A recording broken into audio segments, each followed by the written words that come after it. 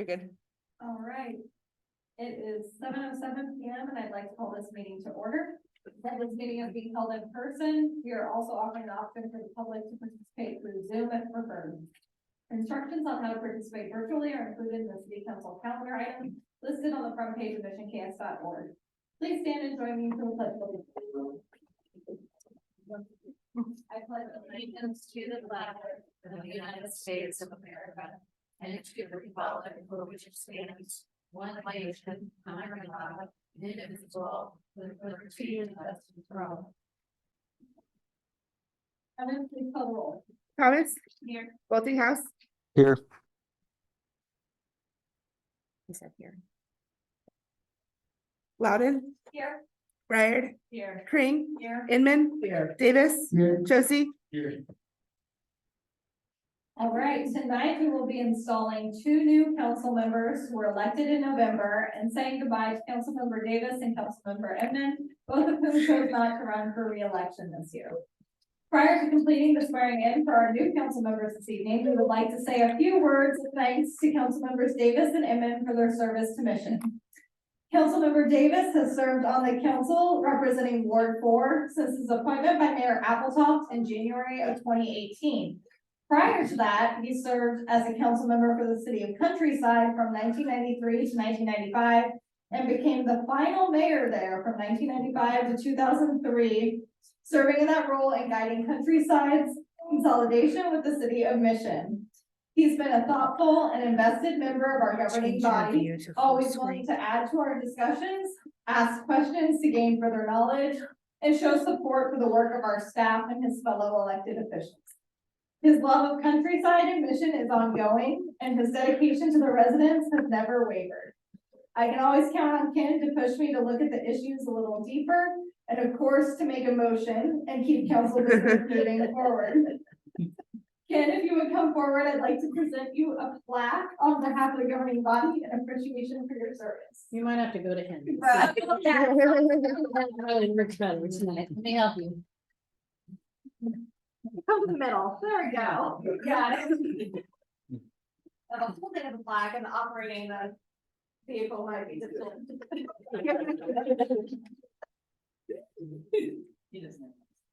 Got it. I was truly smiling that I'm. You were smiling. I love it. That's good. He's like a flower. Perfect. So we will have an opportunity for council comments after my comments. So next we have our presentation for Councilmember Inman. Councilmember Inman has served on the council as a Ward 3 council member since April 2016. She helps guide the Mid-America Regional Council's First Suburbs Coalition, the Community Development Committee, the Finance and Administration Committee, and served as co-chair of the Dog Park Task Force in 2017. I appreciate that Councilmember Inman is always willing to speak her mind on the policies she cares about most. In particular, she has been a tireless advocate for the city's investment in infrastructure and basic services. And through her daily walks, help staff maintain more eyes on the street, identify code violations and other issues of importance. And of course, we'd all be remiss if we didn't mention that we miss her laugh and fun-loving attitude. And really, what will I do now that there's not someone louder than me on the city? Kristin, if you will come forward, we'll also present you your flag. Down we go.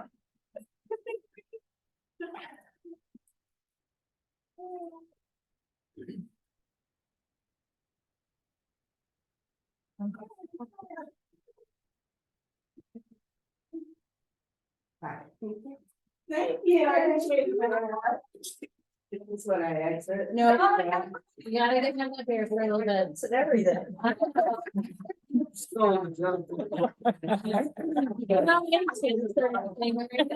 like, I'm out of here. All right, so next we'll open it up to any members of the city council who'd like to make any parting comments to our outgoing council members. Yes, Debbie? First of all, I'd like to thank Kristin for her journey with me in Ward 3. We had some outspoken people there that I know Kristin will spend her evenings worrying that she's not able to converse with them any longer, but I think she'll get through it. I've got a real quick ode to Ken poem. I've known Ken for so many years and worked on the task force to merge countryside rendition all along his mayoral duties. There once was a man named Davis who led his life as the bravest.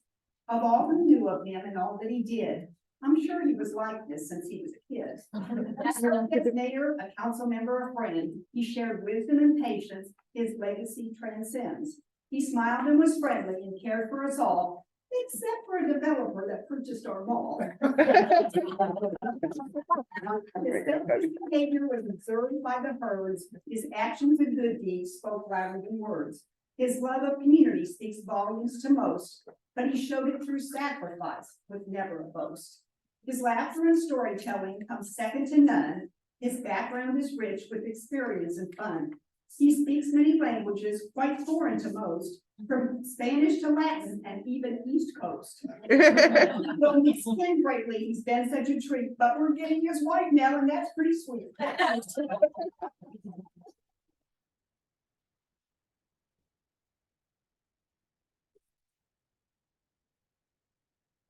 Any other comments from the council? Yes, Hillary? I regret not going first. Jeez, Debbie. Well, I just want to say both to Kristin and Ken how much I've learned from both of you. So grateful for both of your experience and how you kind of paved the way for where we are now, and it's not forgotten or lost on anyone up here. And your thoughtful consideration for your constituents, I think, is a very common value of both of you that I very much admire and hope to continue carrying beyond my journey. So thank you both. I'll swear about it. Yeah, Ben? Yeah, Kristin, again, it's been a pleasure serving with both of you. It's been thoroughly enjoyable. I've learned a great deal from you all and everyone who was on council and welcomed me a couple of years ago. So, very nice serving with you, and Ken especially, thank you for your mentorship as I joined you here in Woodson. Thanks, man. And then Laura, Yeah. There you go. I also wanted to thank both of you, for taking me under your wing as an appointee. Now starting me today, so, it's a pleasure to get to serve with both of you. So great. Thank you, Mary. Oh, yeah. I want to be the only one that doesn't speak. Ken, thank you so much for being such a great leader and answering all of my questions and kind of helping me to understand some of the ins and outs and taking my phone calls more than once. Then it's been a pleasure working with you, and I will absolutely miss your laugh. Thank you so much, Leah. All right, Laura, I think you had a couple of comments as well. Just a couple of things. I just wanted to say both personally and on behalf of all of the staff, thank you to both of you. You know, we have the opportunity to work with a lot of council people through the years, and each one I think teaches us something new. Both of you have pushed me personally and other members of our staff to think about things from different angles, and I think we're all better for that. So we wish you well in the next phase of whatever journey you have. We will absolutely miss you, but thank you for your service to the community and for your support of staff during your tenure on the council. Thank you, Laura.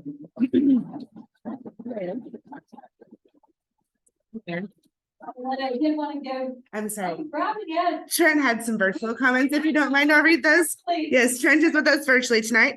He says if he were here in person, he would say more, but he wanted to give best wishes to both of you.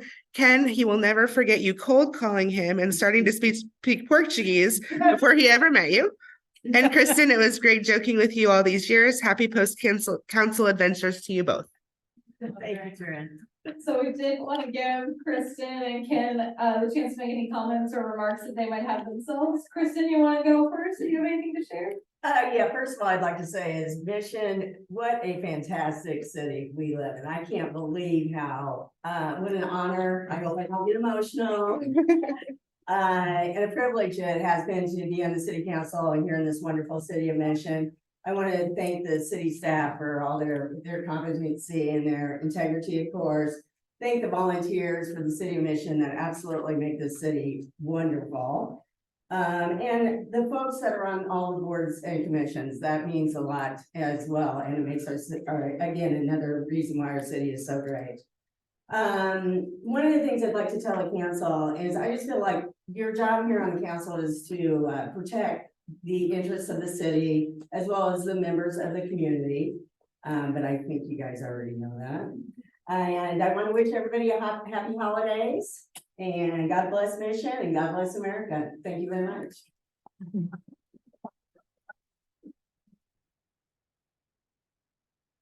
I prepared some remarks because I wasn't sure I remember. It's the way to go. Transitions are times for renewal, taking a fresh look with the benefit of counsel and the new ideas that come with it. Unexpected events always present new challenges such as COVID pandemic that we lived through.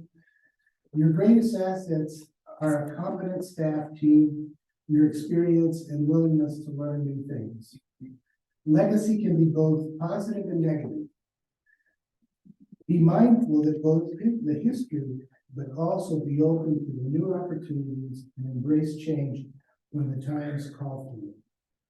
Best wishes to each of you, and I am deeply grateful for the shared experience in serving this great city of Mission. Thanks to the council and staff, members of committees and volunteers and commissions, and especially the citizens who have trusted me to represent them. I'd like to make a special thanks to Cheryl, my wife, who stood by me during thick and thin of the city service. Now it's my turn to reciprocate, Councilmember.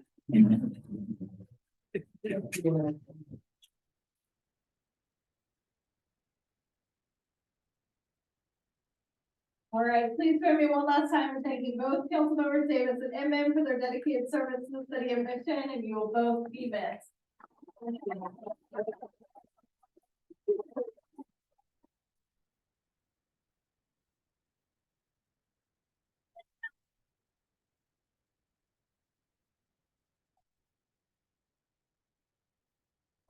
Good night. Thanks, man.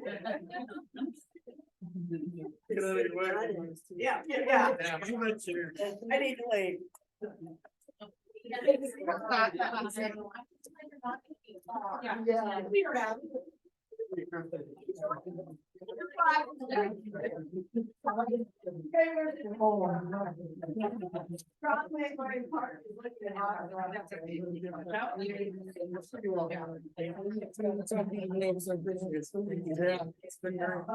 Look forward to seeing you around. Take care of yourself. I'll see you soon. Yeah, you're welcome. I'll come visit. After the new year. Thank you very much. Good. Appreciate it. Yeah. Grant.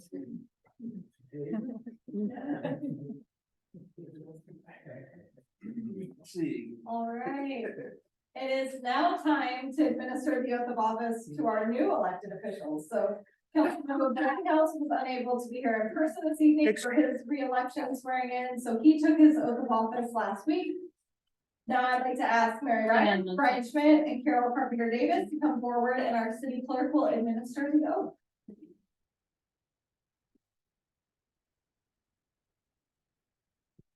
And if any family members want to be the paparazzi, feel free to come up and give photos, etc.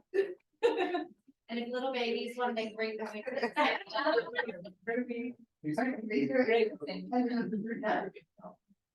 I do solemnly swear and affirm. I do solemnly swear and affirm that I will support and defend. That I will support and defend. The Constitution of the United States. The Constitution of the United States. The Constitution of the State of Kansas. The Constitution of the State of Kansas. And the laws and ordinances. And the laws and ordinances. Of the city of Mission. Of the city of Mission. And faithfully discharge my duties. And faithfully discharge my duties. As council member of the city of Mission, Kansas. As a council member of the city of Mission, Kansas. Congratulations.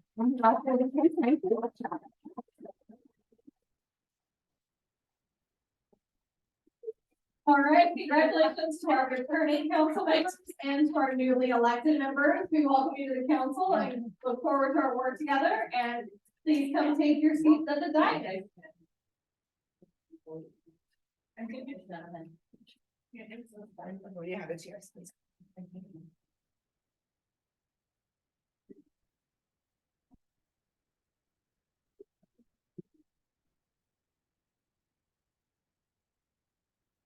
All right, next on our agenda is public hearings. We do have one public hearing this evening.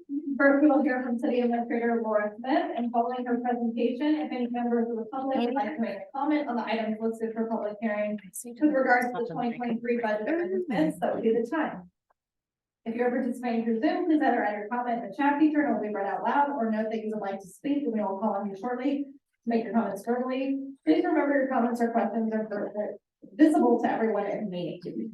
If you are a part of our in-person group, you can raise your hand and stay seated. We'll call on you to come to the lectern. Laura, your comments? Yes, thank you. Did you officially open a public hearing? Oh, sorry about that. Yes, we will now officially open the public hearing on the 2023 budget amendment. Thank you. So I think everyone's familiar that our annual adopted budget establishes maximum authorized budget or expenditures for each fund in the current fiscal year. Exceeding those expenditures without formally amending the budget results in violation of the statutes, the budget statutes. And so if there is a need to amend the budget and the maximum expenditure authority, state law requires that a public hearing be held. So we advertised a public hearing in the legal record on December 5th for this evening's city council meeting. The budget amendments that we are proposing for the 2023 budget are not the result of unanticipated or unauthorized expenditures. The timing of our budget adoption makes it difficult, particularly as it relates to large-scale capital projects and the timing of both revenues and expenditures for that. So this year, the original budget adoption required amendments to the Capital Improvement Fund, the Street Sales Tax Fund, the Parks and Recreation Sales Tax Fund, and then also because of continued supply chain issues impacting vehicle and equipment delivery. It's a little bit of a guessing game when we have a dump truck that has been on order since 2022. And so that necessitates an amendment to the equipment reserve and replacement fund. The final amendment to the 2023 budget relates to the ARPA funds that we received in 2021 and 2022. We made a decision during the 2023 budget process to allocate those and replace lost revenue in the general fund.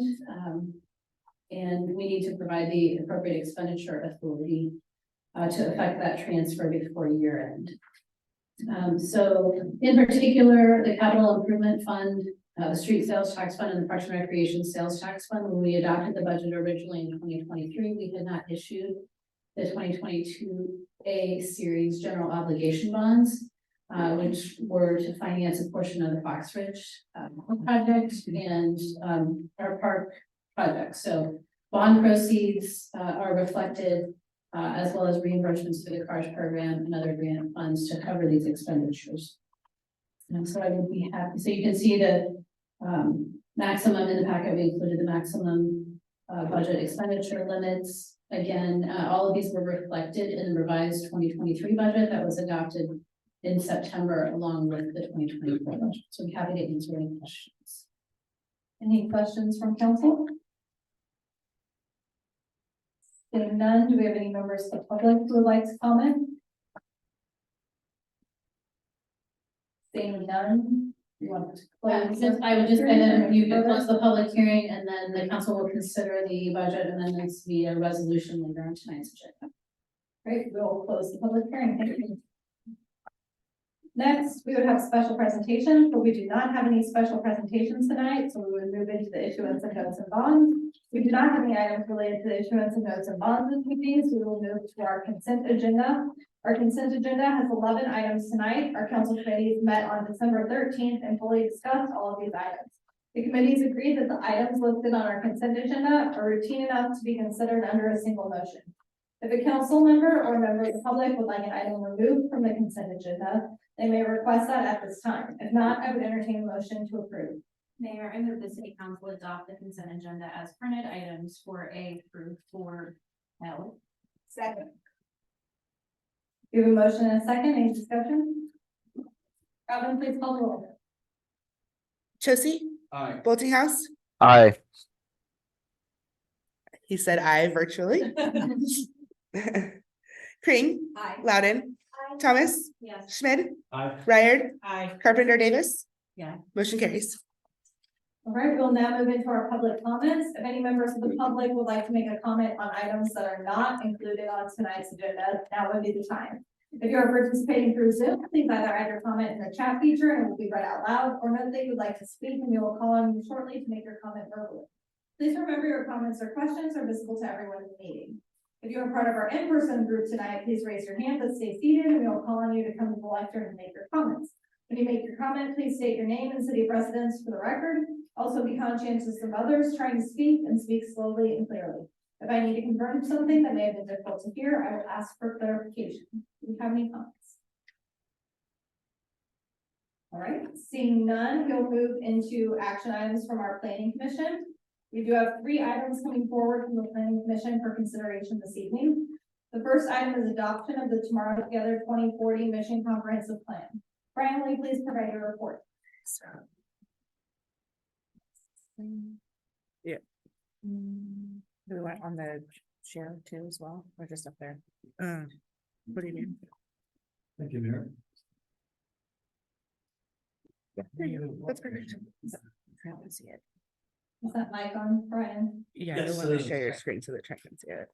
So tonight we are presenting to you for your And so consideration, this is the video that I have. the Tomorrow Together 2040 Mission Comprehensive Plan. Go to the next slide, please. We're getting I'm it pulled gonna up for you. share it for Trent to be able to see online as well.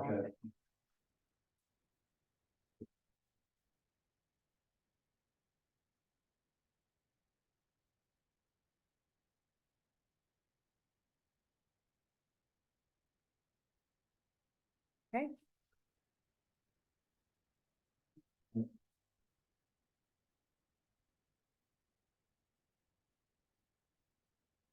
So we had a very lengthy process. We began the comprehensive plan development right on the eve of the pandemic in March of 2020. We had our first joint meeting with the planning commission and kind of a comprehensive planning 101. We sort of learned about the elements of the comprehensive plan. Chris Shires with Confluence was there that evening, kind of taking me through that process. The pandemic hit full storm and everything literally shut down. So we kind of stepped back a little bit and regrouped. So we came back later that summer, in August of 2020, kind of picked it up again. And that time we created a steering committee of stakeholders in the community, residents, as well as business owners, Councilmember Kring and Mayor Floor at that time, Councilmember Floor, represented the city council. We had Commissioner Robin Duplo, Mr. Brayden from the Planning Commission, and Commissioner Jackie Gamison from the board's Parks and Recreation Commission, and some other folks, Josh Beatty from Sustainability Commission was on there. There are a number of representatives throughout the community in different roles. And so we came together and we kicked off that process. We had a kind of a kickoff meeting in October, and that time we introduced our website. So we kind of flip through. Keep going. And that's the steering committee. And then we had kind of a public input summary. So we did a website, and the website was an interactive website that really was a good opportunity to gather public input. There was a visual survey on there, there's a pin map that provided an opportunity for people to place comments on particular areas of the city. We had a budget response survey, and an opportunity for folks to provide comments. And so we had a number of very good statistics from that. And that's the map comment section. And then from that, we kind of took that information, and the steering committee started meeting on a regular basis to go through sections of the comp plan. We looked at land use, of course, we looked at transportation, the environment, parks and recreation. a number of different components, kind of developing recommendations from that. And we also created look at all the different chapters. So we kind of flip through that. Recording in progress. Not too fast. Go back a couple. Mhm. So little chapter highlight themes. So we also created a strategic opportunity map. So we looked at opportunities throughout the city for potentially what the city may look like in the future. We identified particular gateways to our community, primarily 64th Street and Young Path, Lamar and the north side coming into the city, Shawnee Mission Parkway, and those opportunities along Lamar and Knoll and even Row. And so we also looked at opportunities for mixed use development. And we identified that on the map and kind of that purplish part, if you will. Then we created that's existing land use map on the left. When we created a future land use plan map on the right. Move to the next slide. Then we got into the major themes of the comp plan itself. And so the natural features of environment. We looked at flood abatement, stormwater. Then we got into parks and recreation. We looked at look what you said. Preserving open space, ADA compliant, universal design for parks and recreation equipment. Go to the next one. We looked at transportation and mobility. We looked at pedestrian safety, multimodal transportation, mobility plans, and street access improvements. Economic revitalization, Johnson Drive corridor, of course, mix of land uses, city gateways, as I mentioned, building facade, and citywide broadband connectivity. Housing and neighborhoods, with affordable housing, missing middle housing, other things to enhance that. Transitional land uses to kind of protect neighborhoods from commercial areas, code enforcement, and then accessory dwelling units. Infrastructure and maintenance enhancements, prioritizing capital projects, coordinating improvements, and plan for amenities. And then finally, the implementation plan, that chapter 10 kind of brings it all together and lists off the recommendations, sort of action steps to accomplish the recommendations, as well as applying some priorities to those. And that's just kind of a snapshot of what that looks like. So goals, strategies, and action items. So we presented all of this, kind of wrapped it all up. Staff spent an extensive amount of time reviewing the draft plan and making edits and recommendations for wordsmithing and adding additional ideas. And then we presented all of that to the planning commission recently at a public hearing that was held, I believe, in September. And with the particular future land use changes, future land use category definition changes, and made one edit in the transportation chapter of the implementation plan, transportation section of the implementation plan. So the future land use changes, the planning commission was interested in seeing medium mixed residential enhanced along the north side of Johnson Drive, west of Lamar, and that's that kind of dotted triangle area that you're looking at, as well as along Fox Ridge, kind of north end of Fox Ridge, before we kind of get into the high density area.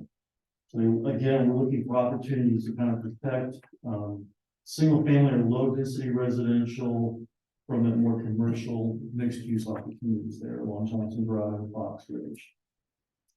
And we can go to the next one. So this highlights what's on the left is the existing future land use changes that's in the draft plan, and what's on the right are the changes from the planning commission. Again, taking that medium density residential along Johnson Drive is north of the commercial and kind of extending it all the way across 57th Street to sort of fill in that gap. And then adding some medium density residential to kind of protect the low density residential just on the west side of town there at Fox Ridge. And that's kind of the same thing that was describing. We also identified, mistake on our land use map. We identified a random park that wasn't there, so we removed that. And then finally, we had extensive discussion at the planning commission meeting about the future land use category definitions, in particular the existing future land use definition for mixed use, medium density. And so this would be uses that include pedestrian friendly mix of housing, office and retail uses at medium densities in either a multi-story building, vertical mixed use, or in cohesive development and separated or attached buildings, kind of horizontal mixed use. And the plan proposes a density of 1 to 3 FAR, which is a floor area ratio for retail and offices, and a 12 to 45 dwelling units per acre for residential uses.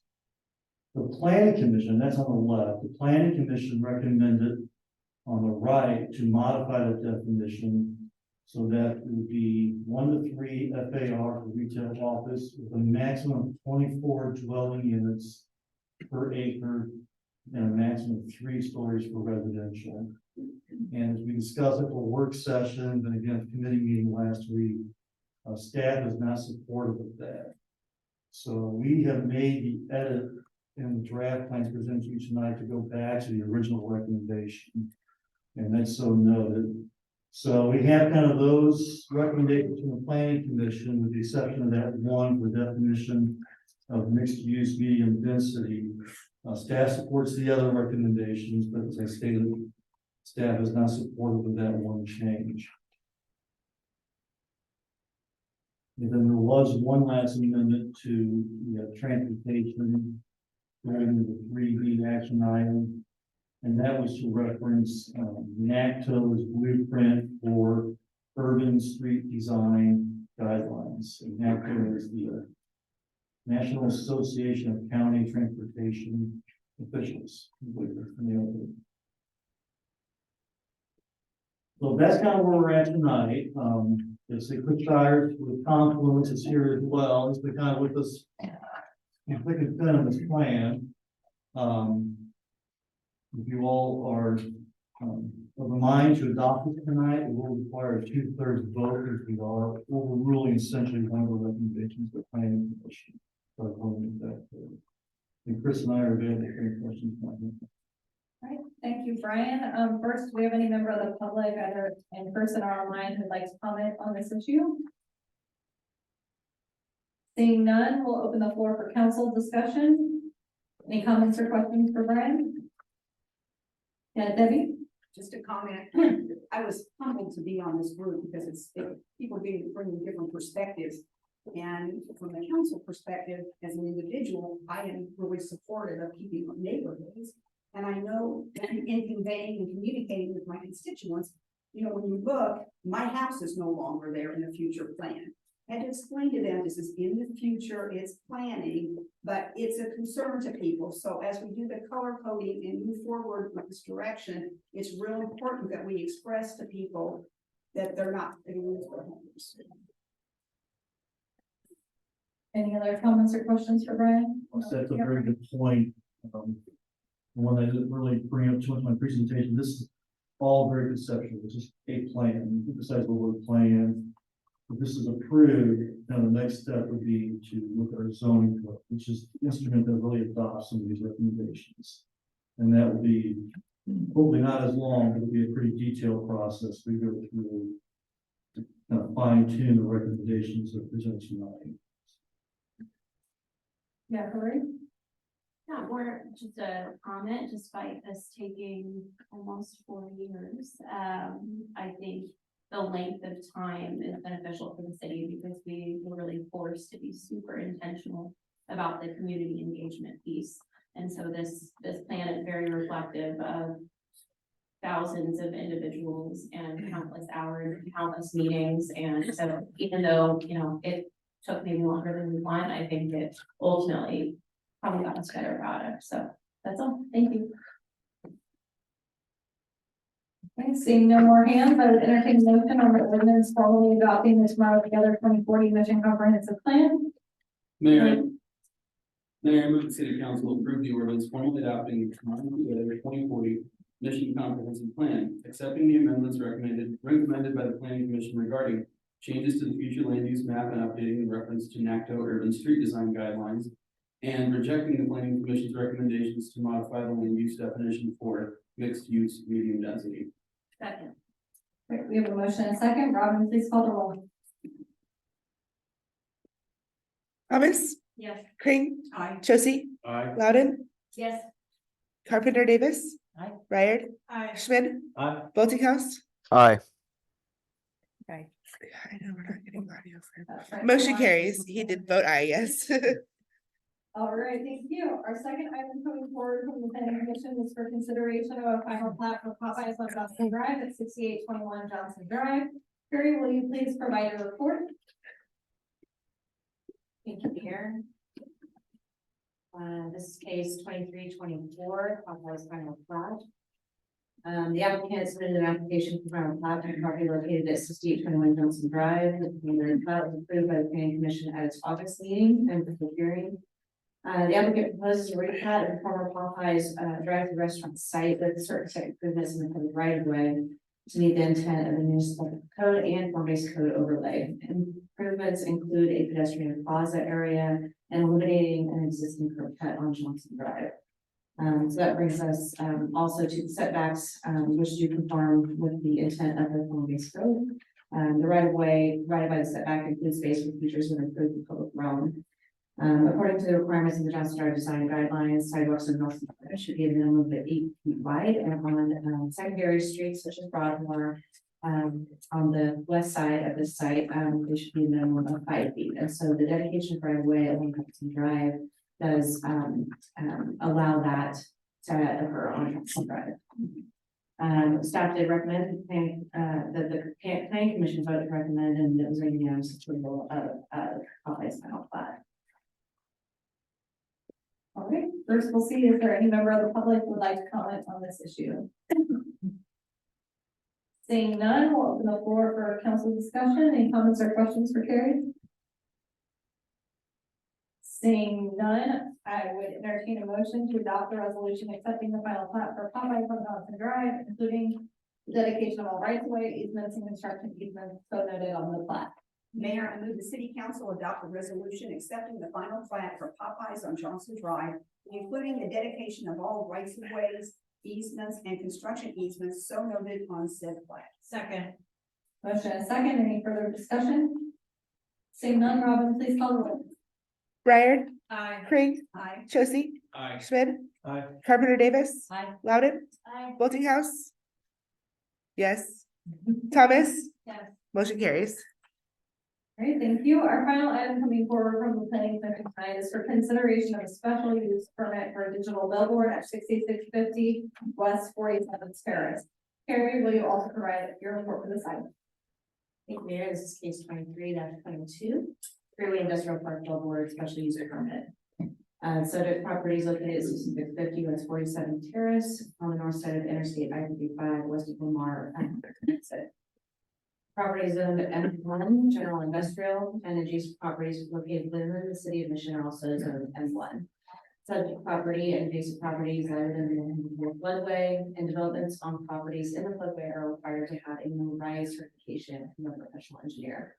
The applicant proposes a new digital billboard on a developed property, and that property is a light industrial use, and that billboard would be located in the green space fronting 47th Street. The applicant included a no rise certificate in its middle that supports data that shows no impact on your flood operations. The proposed sign face is 15 feet high by 50 feet wide and stands 60 feet in total height with a column height pole. Pole is set back from the property line by 25 feet in accordance with municipal code. For staff's analysis, the current land use is consistent with the draft mission comprehensive plan that you just adopted for 2023. There were certain criteria that staff did evaluate. There are 14 criteria for special use permits and rezonings. that are considered, and they're based on the gold criteria, which are 8, and we have 6 added to our municipal code as well. These are such things as the existing character of the neighborhood, zoning uses nearby, the extent to which it would create, hazards or runoff, air pollution, environmental harm. The staff's determination that the application for the special use permit does meet all applicable criteria in section 440.140 under the following circumstances. I just want to run through these really quickly from the staff report. So the character and zoning of surrounding areas compatible with use in an industrial warehouse setting along a major interstate highway. Zoning restrictions are suitable for the current land use as well as the proposed billboard land use under consideration. Approval of the application would not conceivably detrimentally affect nearby properties as there is a precedent for billboards in nearby locations along the same side of the highway. It's consistent with the use of the proposed area. Property is not currently vacant, but additional build out of buildings on property in the area would not be advisable due to the impact on the floodway. It does thereby restrict the owner's ability to generate additional revenue on the site that's not currently already on the site. Comprehensive plan is compatible with the proposed use in the 2023 comp plan. There are no anticipated safety issues beyond possible driver distractions that are noted in the Department of Transportation Federal Highway Administration study that was part of the packet. Electric utilities are in place, and staff did not foresee any other pollution, noise, hazards, or environmental harm. And there was required no right certificate was provided for the application. Kansas statute also pertains to this use, and they do ensure that the sign does not obscure traffic signals. It signals along the traffic pathway and don't create safety hazards. Also notable is under section 445 to 10 of the city's municipal code, special use permits may be for a specific time or continual. We did suggest in our recommendations and conditions of approval for the planning commission that this would be a 10-year time period. And then that they would come back to us to renew that special use permit after that 10-year time period and it was noted in the staff report that it could be in perpetuity after that at that point.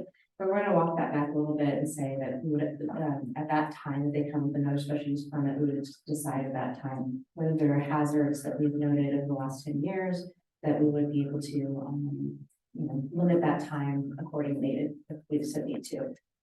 And so the recommendation from staff is that the council would approve the application and for any questions and Brian's here also.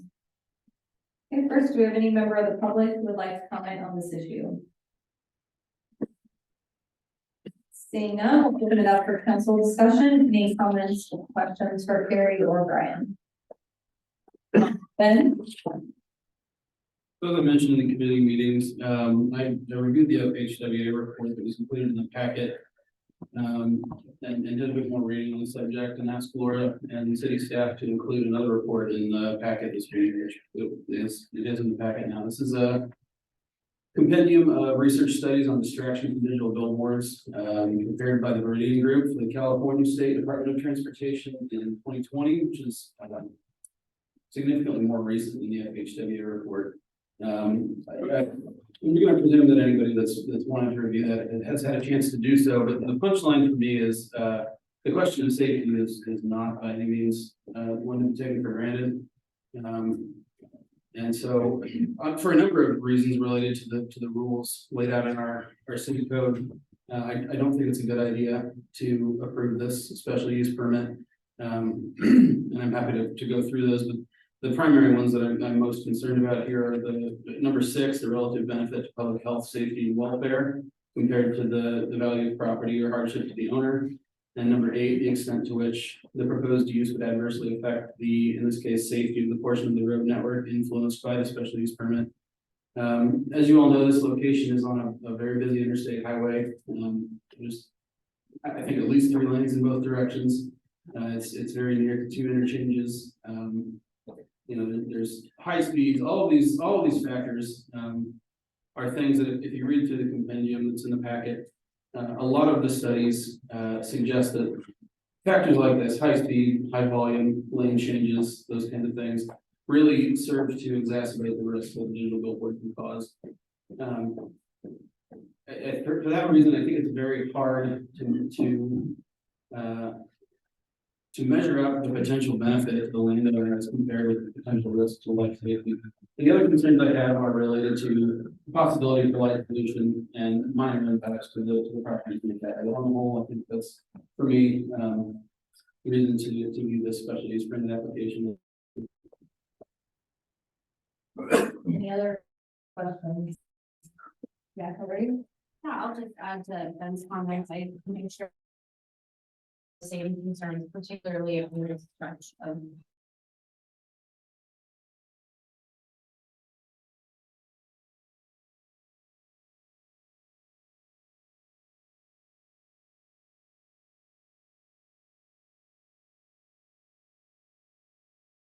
concerns me, and for that reason, I'll not be supporting this. I support Lori and Dan's comments, and not only is there a safety issue with people speeding, and we've seen recently running red light speeding on I-35, very congested and traffic oriented with a lot of chaos. Also, there's a beautification issue. We got rid of pole signs a long time ago, and I talked about our signage and what it entailed. I'm trying to stay with the beautification and keeping Mission as up as it can be. That's another reason I will not be supporting this. It's same, yeah, Brian? This is my first comment, so I don't like the official, it's exciting. So I was on the planning commission here. We'll pass this through, the only comment I wanted to make was, it's a good example of sometimes when you're presented with new evidence, your mind can change. Kind of hearing what Ben has to share, and it's convincing, so I can actually not be supporting. All right, I would now entertain a motion to adopt the resolution approving a special use permit for the installation and operation of a digital billboard on property located at 6650 West 47th Terrace. Mayor, I move the city council adopt a resolution approving a special use permit for the installation and operation of a digital billboard on property located at 6650 West 47th Terrace. Second. We have a motion and a second. Any further discussion? Yes, Ben? So as a point of procedure here, this is going against the planning commission recommendation. Will this require a supermajority? Yeah. Brian is nodding his answer that is yes. It requires a supermajority. No.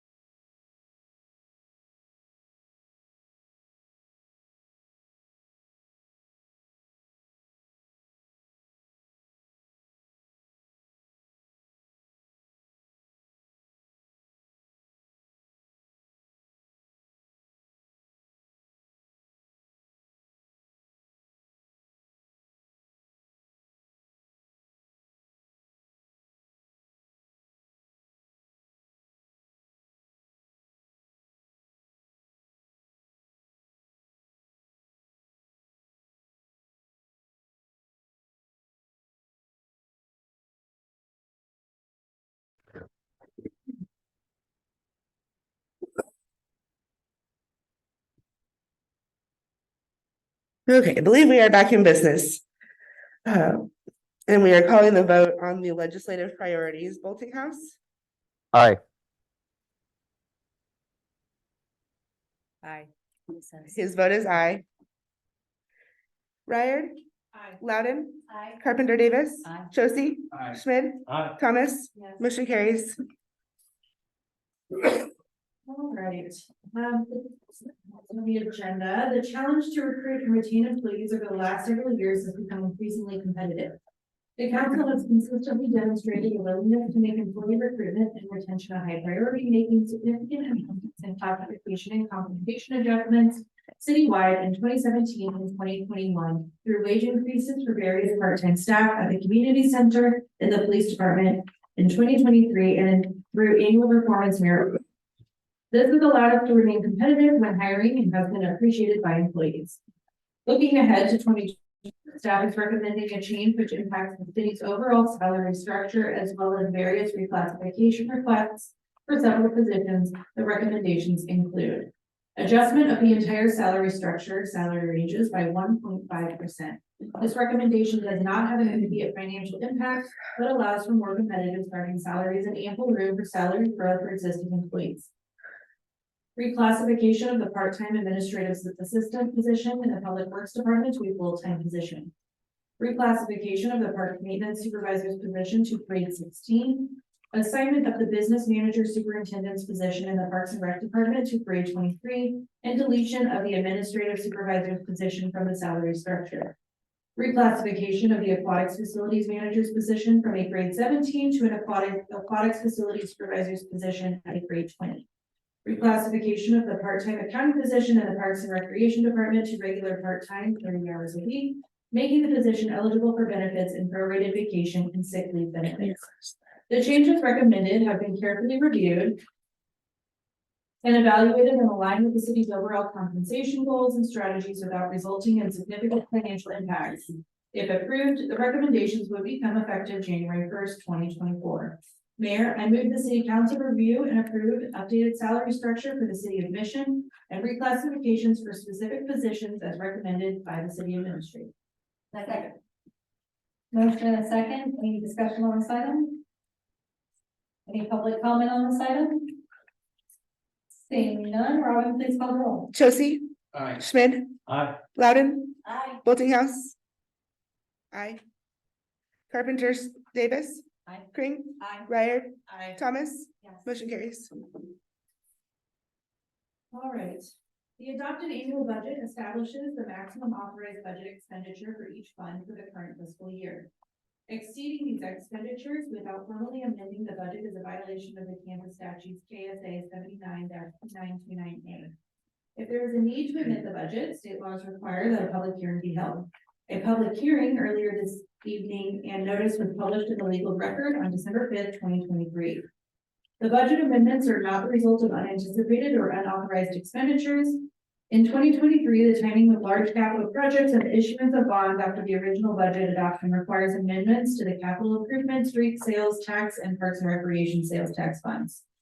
Continued supply chain issues impacting timing and delivery of vehicles and equipment necessitates the amendment to the equipment reservice and replacement fund. The final amendment to the 2023 budget relates to the ARPA funds where federal distributions have been held since 2022. With the decision during the 2023 budget process to transfer those funds to the general fund to replace revenues lost because of the COVID-19 pandemic, we need to provide the appropriate expenditure authority to effect that transfer this year. The budget amendment is accomplished by adoption of the resolution. The increased expenditures were identified for all of the impacted funds during the 2024 budget process and the 2023 revised budget, which was approved by the City Council at the September 6, 2023 special City Council meeting, reflected the amounts included in the resolution formally amending the budget. Mayor, I move the City Council approve the resolution amending the maximum budget authority for expenditures in certain funds for the City of Mission's 2023 budget. Second. All right, we have a motion and a second. Any discussion on this item? Any public comment on this item? Seeing none, Robin, please call the roll. Kring, Aye. Thomas, Yes. Boultinghouse. Aye. Loudon, Aye. Carpenter-Davis. Aye. Josie, Aye. Ryherd, Aye. Schmid. Aye. Motion carries. Right, thank you. Councilmember Lockley, please provide a report from the community development. The Community Development Committee also met on December 13th and considered 5 items. The meeting minutes, how community center north bathroom remodel, and how community center steam sauna retiling were approved under the consent agenda. The Rock Creek Channel preliminary project study report and CARS agreement for Rowe Avenue, Johnson Drive to 63rd Street, 2024 CARS project will be considered under the regular agenda this evening. Rock Creek Channel preliminary project study report, Johnson County Stormwater Management, SMP, completed a watershed master plan for Watershed 1, which includes Mission in March 2022. The watershed methodology defines watershed risk, identified watershed opportunities and constraints, and concept solutions based on the following factors: flooding, water quality, stream erosion and movement, and watershed hydro modification, i.e. changes in watershed hydrology due to developmental activities. The plan identified several risk factors based on the 4 factors identified above and subsequently identified high concentrations of these risks and grouped them together into focus areas. The portion of Rock Creek Channel located within Mission city limits was identified as focus area 2 with a preliminary flood risk score of 4.44 based on a scale of 1 to 5, with 5 identified as highest risk, and a preliminary risk score of 2.03 for water quality. In September 2022, the council approved a task order with Olson to conduct a preliminary project study, PPS, of Rock Creek Channel from Woodson to Reed's Road. The PPS is required by Johnson County to submit a project for stormwater matching funds for design and construction at up to 50% cost sharing. The city received SMP funding for a portion of the PPS. The PPS is now complete, and the 4 proposed options have been reviewed by staff. The 4 project alternatives are scored through the county's ranking system, which looks at change in risk scores and cost-effective factors.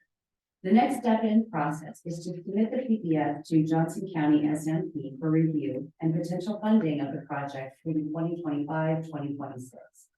Staff and the consultant are recommending the submission of alternative 3, which consists of lowering the channel from upstream at Woodson to downstream of Reed's Road, upsizing the box culvert at Woodson, and replacing upsizing the bridges at Outlook and Reed's Road. This is a priority project due to the extensive channel failures that have occurred over the last 5 years through this section of Creek Channel. Additionally, it continues the advancing channel improvements from downstream to upstream. The total estimated cost of this project is $9,305,944, which is estimated to receive 50% matching funds through SMP program. The project is currently budgeted in Mission Stormwater Capital Improvement, CIP, for the year 2025-2026. Securing a place in line for the SMP program will then allow staff to focus attention on financing the remaining portion of the project. Mayor, I move the City Council approve the submission of alternative 3 from the Rock Creek Channel preliminary project study, Woodson to Reed Road, to Johnson County Stormwater Management Program for funding in 2025-2026. Second. All right, we have a motion and a second. Do we have any council questions or discussion on this item? Yeah, Hillary, then Ben. Sorry, Ben. You're good. Or I was just gonna hope that you could clarify the total cost number. The 9.3 is slightly different, slightly higher than the number that was reflected in our packet. The committee. Yeah, so we had, I think when we went through the presentation, the consultant with Olson provided an updated cost alternative, which should be in this packet. And it is alternative 3, and it did increase because of, they were looking at some original construction estimates in 2025, 24 and 25. So pushing that out a year, there's some price escalation. But I did notice that as well in the last week's, in the committee packet, there was the old listing of all the alternatives. I believe, because I went looking for it in today's packet, I believe, I don't know the page number. Packet I have still has the old number, but it is today's packet, so just of note, it could have already been updated online electronically, and I might just have the, because I still have paper. So I might have an outdated version, so we just might want to make a note to get it corrected there for. Okay. There is there, I think the updated version is actually in the PowerPoint that was inserted from Olson, but we'll get that changed out. Fantastic, thank you. Ben?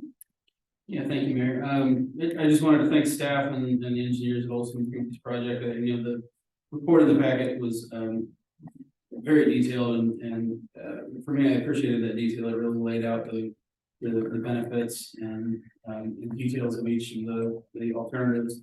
And it made for me, the cost benefit analysis quite clear. So a complicated topic to be sure, but I appreciated the thorough breakdown. Both last week and in the packet. Yeah, Leah?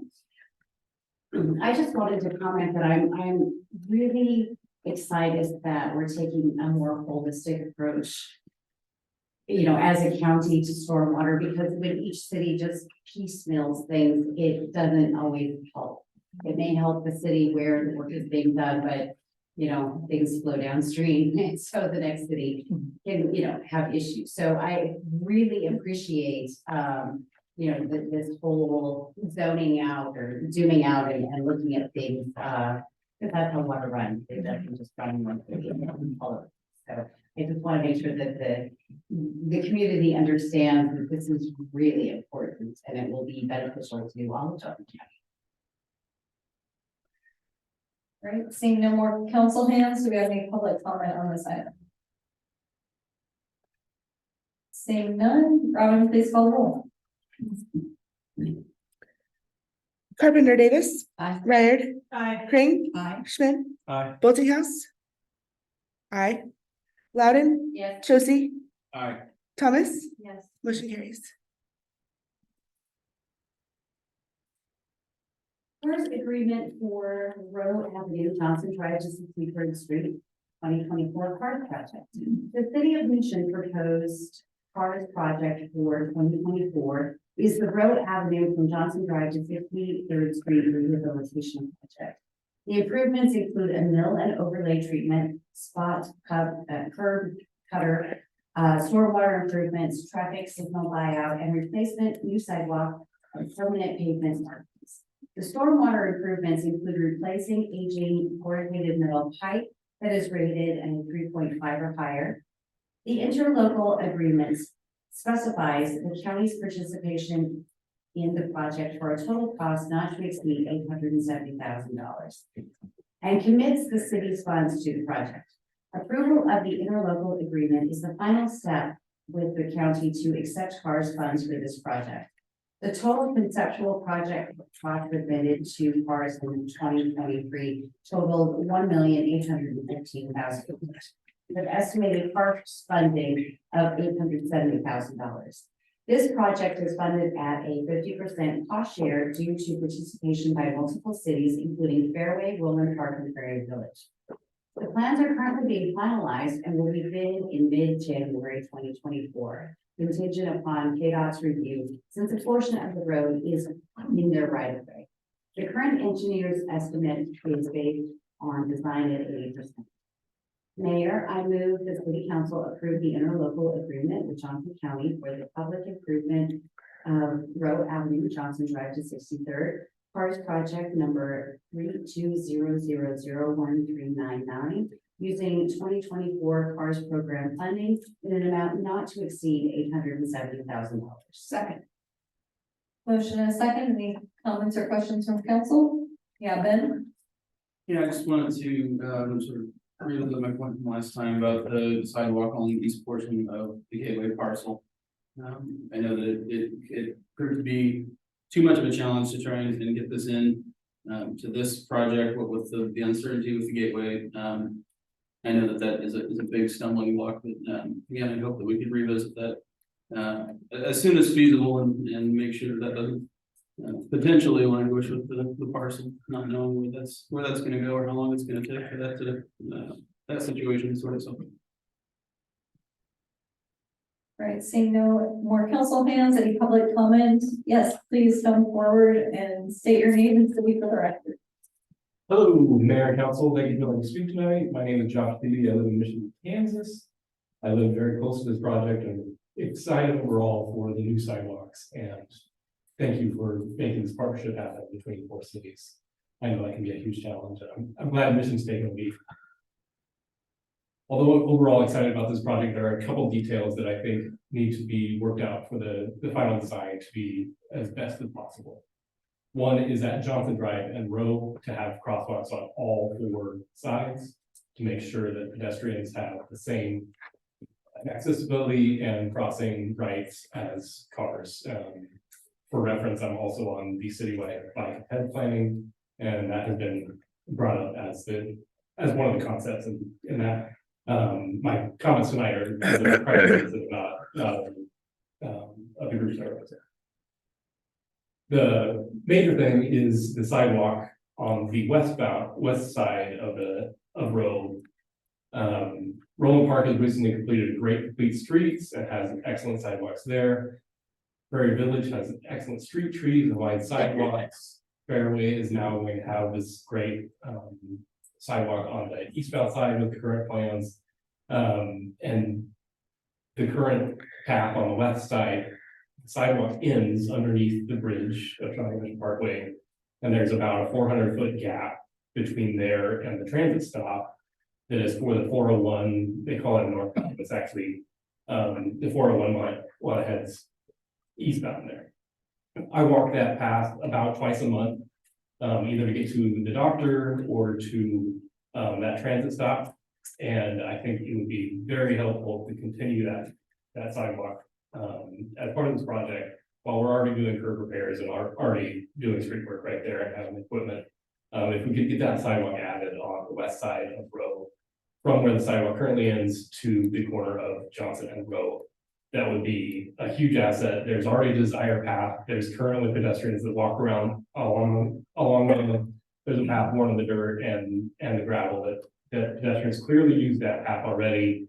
Pedestrians will continue using that path. It's just a matter of whether the city is going to provide a paved sidewalk or if pedestrians will still have to be jumping in and out of the street and walking through the mud to walk along that stretch. So those are the 2 details.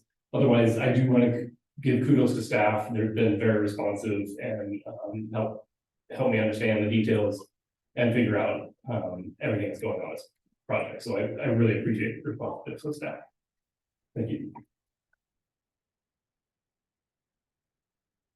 Mayor, Ms. Lori? Yeah, I was just gonna see if we could have any staff response or additional information regarding the specifics of that gap. Strategies referring to with the sidewalk.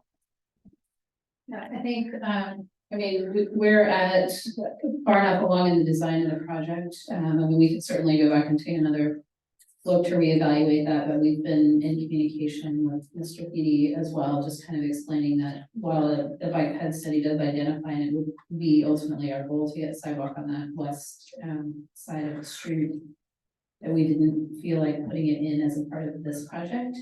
Without knowing the future of the gateway, ingress and egress out of that side of the site, and a variety of other issues, that it was appropriate to advance that with the road project.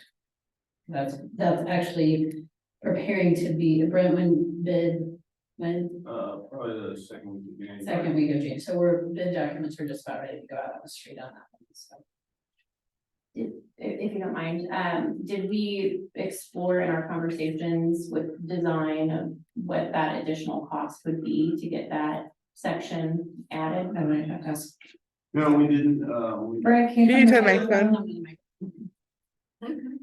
no, we initially bought the project, me, Celia, and the designer, it was Celia's decision. I agreed with her that we didn't know what the gateway site was gonna be, and just the dynamics over there, anything we install, is probably gonna get ripped out in the future. So, we just never explored the cost options, to add a sidewalk through that location at that point. And the decision was to move forward with the sidewalk on the east side, and then we are also crossing people at all 4 legs at Rowe and Johnson as well, with the new signal.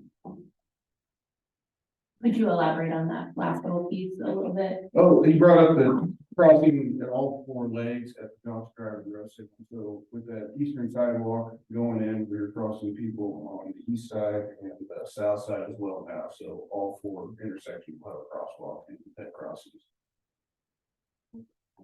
Yeah, Leah, I have a question for you. Even if, so let's say we put the sidewalk there, something happens with the gateway and it does get taken out, would it be the city's responsibility to put it back? Or would it be the builder, the developer who would do that? I mean, I think that would fall to the development agreement, whose responsibility that is. I know usually in all the development agreements, I might be misspeaking, but usually they're required to address the right of way and sidewalks, and then that falls back to the city if it's within the city right of way. Yeah. You do follow Go that? ahead. Yeah, Ben? Yeah, you know, I think, as I started thinking more about it, I think we've sort of put off a number of things around the gateway parcels, just owing to kind of uncertainty. I mean, I remember asking Celia probably at least a year ago about road markings along Rolling Drive, and you know, gateway's coming, we'll get it all done when everything's settled. Who knows when it's going to get settled? So I'm starting to be more and more of the opinion that I don't know that we should be waiting for good things for what's going to come. I know I really do appreciate the difficulty of putting things in that we don't have any real certainty on what's going to happen in the near future. I am also kind of tired of just waiting on them to get their act together to do, you know, kind of the basics of public services and public works. It really sucks to not be able to, you know, paint lanes and put in sidewalks, and I don't know, I have a bit of an appetite to maybe eat the potential opportunity cost on things like this to come across the desk in the future, if it is truly, you know, too late to practically affect the design for this project. I mean, I don't disagree with that sentiment, but I think we're installing sidewalk on one side of the street where it doesn't exist. So Yeah. while it may be delayed to get the sidewalk on the west side, we are making pedestrian improvements with this project. And while you might have to walk a little bit further distance to reach a crosswalk to get across to make those crossings, and I understand Mr. Thedy's point, yes, there is the path that we saw the path on Fox Ridge for, you know, for many, many years. But I do think, I view it slightly differently because we are making an improvement for pedestrians in that area and allowing that access. And I think we've talked about not waiting until we know definitively what may happen. The other challenge that you would have is if something does happen on that gateway side, it's gonna be a major point of construction ingress and egress, and a place where I think you would discourage pedestrian traffic on the west side. Anyway, so that's kind of where our collective thought on the staff side has come together. Yeah, and I think to Laura's point, you know, we do have to think about priorities with limited dollars as we build out any of our street network, including pedestrian and bike components. And if we are adding the sidewalk on one side of the street, we have a lot of parts of the city where there's still sidewalk on no sides of the street. So, you know, do you spend the money here or do you spend the money, you know, and save that for another project where we could build out sidewalk where there is none? I do appreciate that point, but agree with the sentiment that we can't wait forever to see what's going to happen with that parcel in terms of activity around that site. But Yeah, I take both of your points, they're valid points. I would say that this, you know, it's not just any part of the network. I think Mr. T is a good point that this is a rather important part of the network, especially if we're kind of towards more bike head and transit focused plan. And again, I think on balance, you know, movies make complete sense, and I think a little bit of what you're getting from me is that I get a lot of, well, let's wait for the gateway. So yeah, that's no fun. any other comments or questions? Yeah, Hillary? Yeah, just follow up. I mean, it feels too late to explore any revisions to this. And I totally appreciate that and appreciate, especially because we've got other cities waiting on us, right? But I just want to just confirm, we've got sidewalks on one side and we've got the crosswalks in the design. So we're we're covered on the crosswalks. Okay, that's great news. But agree with Ben's general comments about, you know, I think future planning with regard to Gateway, let's just do what we can. What we know. Thank you. Seeing no more hands, Robin, can you call the roll? Thomas, Yes. Schmid. Aye. Boultinghouse. Aye. Ryherd, Aye. Loudon. Yes. Pring, I, Josie, Aye. Carpenter-Davis. Aye. Motion carries. And with that, that concludes my report. Right, thank you. We do not have any unfinished business tonight, so we'll move on to our new business. We do have one item of new business, which is approval of a purchase of an inclusive playground equipment for Waterworks Park. Thank will you please share your information with us? Good evening, Mayor and Council. So during the conceptual redesign of Waterworks Park, replacement of the playground in favor of an all abilities playground was a priority during the 2024 project construction. So as a review, the universally designed sensory-rich playground creates an environment that enables children to develop physically, socially, and emotionally. These spaces create engaging areas that provide the optimal level of challenge and plentiful access points to help creativity thrive. Stantec, the firm that's designing Waterworks Park, reached out to several major playground manufacturers and solicited quotes for an all abilities playground concept. Compam, Berliner, Landscape Structures, and Game Time each submitted conceptual layouts and costs. Staff reviewed each of these options, weighing the public and stakeholder feedback together, and chose Landscape Structures conceptual layout from the regional distributor Avco Acquisition Company. And so once we reached out to Avco Acquisition Company, they gave us an updated price, which included a 5% lower cost for purchasing directly from versus purchasing directly from the manufacturer. In addition to that, they are part of a cooperative program called Greenbush that generates an additional 5% discount, which comes in at $18,415. So it's roughly a $40,000 decrease in costs. These discounts brought the playground shade system and surface costs in line with our original cost estimates, which were projected at $355,500. So due to manufacturing lead times and all the inputs associated with that, as well as our condensed timeline, keep in mind that we're anticipating groundbreaking in January, and we'd love for this project to coincide with Rushton Elementary's opening in August. We need to place an order now.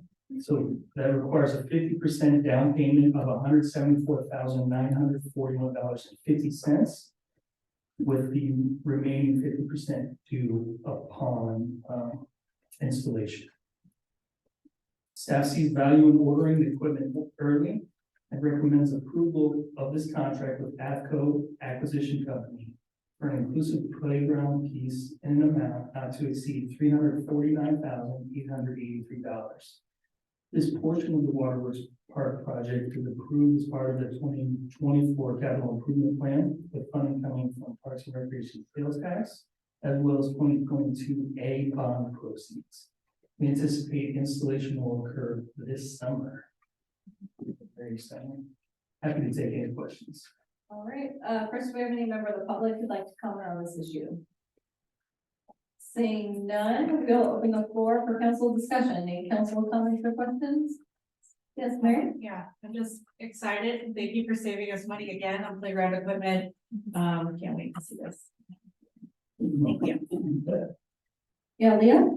I just also want to say that, you know, looking for playground equipment for all abilities just makes my heart sing, because we've got just a lot of kids and families that require that sort of thing, and having that accessible in a couple of parks now, right? Stream number 2, yeah. Yeah, that's just a wonderful thing. Thank you. And because it's hard on the tiny pictures, could you maybe speak to some of those all of these features of the new playgrounds? Yeah, it'd be easier if it was pulled up. However, It should be paid. The playgrounds are the northernmost part. The swing sets are the northernmost part. They're separated by some net structures, which is the new standard of all access points. So if you look at our existing playground features, there's really an entrance point at one or two different locations, and then able-bodied children can access the different play amenities, either by climbing or by sliding down, or, you know, navigating some sort of pole.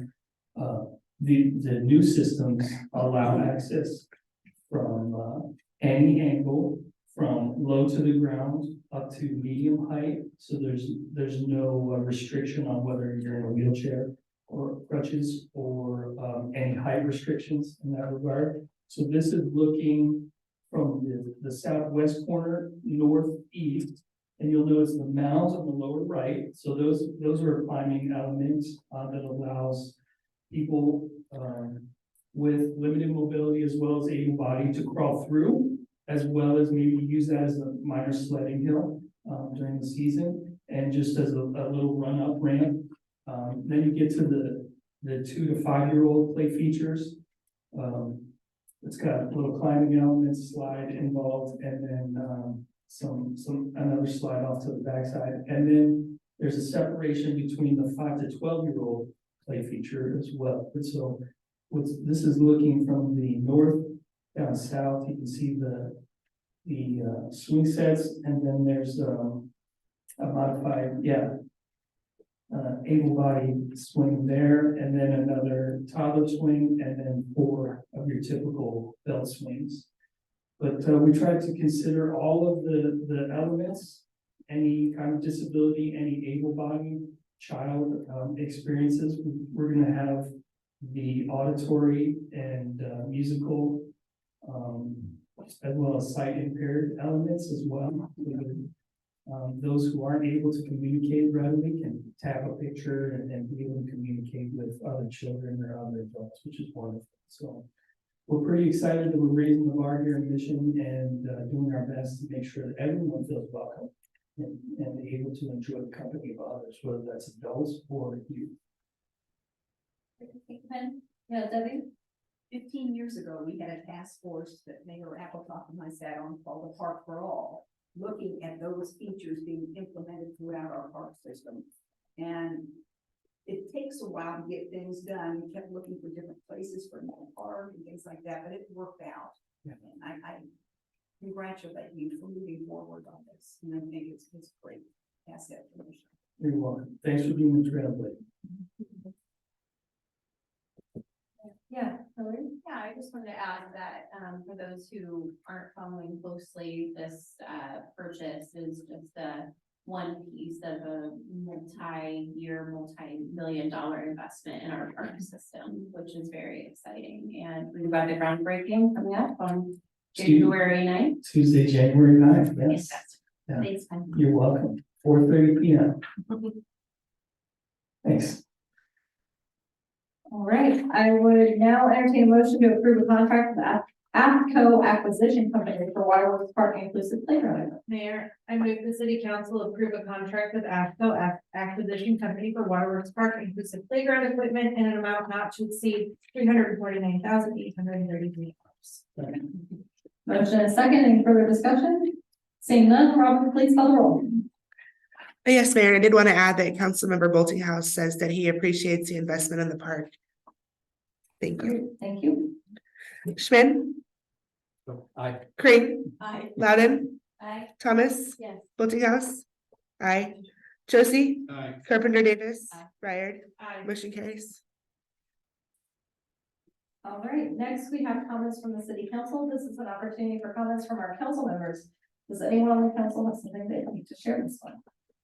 Yes, Hillary. So chatty tonight.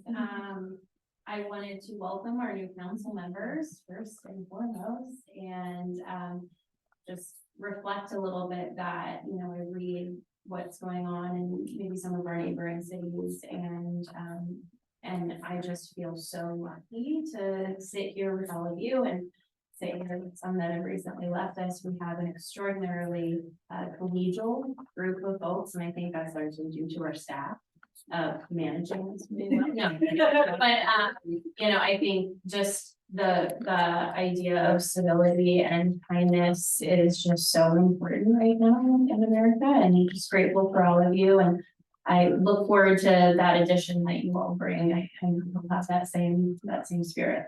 Thanks. Thank you. Yeah, Ben? Yeah, again, a warm welcome to the two council members sitting next to me here. Apologies if I missed this. I did step out before the Finance and Administration Committee meeting last week. I even watched the video, and I'm not sure if I caught this or not, but did we mention the Safe Streets for All grant money last week? Did we have a chance to cover that? Yeah, I'd love to call that out. We haven't. Yeah, we haven't. I don't think I have the email yet, but I can add it. Okay. Yes, you can call it out and I'll fill it in when I get to my report. All right, well, then we'll do that for the staff report. I just didn't know if I missed that. I was super excited about it. That's still fine. Seeing no other comments, next we'll move into our council committee liaison reports. These reports allow the entire governing body to stay up to date with the various activities of the boards, commissions, and committees. First, council members Crane and Thomas for Sustainability Commission. Sure. So the Sustainability Commission has been busy since Debbie and I last reported to you all. There has been a Sustainability Commission retreat and a Sustainability Commission meeting. The Sustainability Commission retreat was a half-day experience here at City Hall, for a better word. It was really great, deep dives, and a lot of what's coming out of that will come back as a formal report from the group to you all. So stay tuned on that. But also goodbyes to Andy Highland, who is moving to Kansas City, Missouri, and just such a loss for the commission, and lots of thoughts and reflections on that. Josh, Lauren, to be honest here, if I'm like missing something. And also thoughts and consideration for Emily's soon departure. She obviously has been critical to that entire group's existence and infrastructure over the past several years. And but you know, I think the retreat, it was well timed in terms of, you know, how to plan for that transition of her leaving. So all that being said, lots of good stuff as always or either at the meeting or at the retreat. Someone again brought up that idea of the sustainability lens that we have talked about as a group.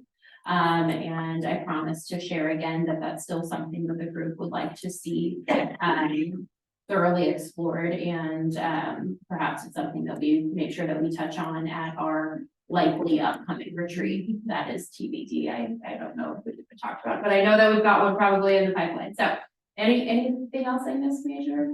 Guys? Okay, cool. There we go. I just want to commend the Sustainability Commission. They have evolved to the most professional group. Their backgrounds are so conducive to what we're doing in this, and we just enhance everything we do twofold.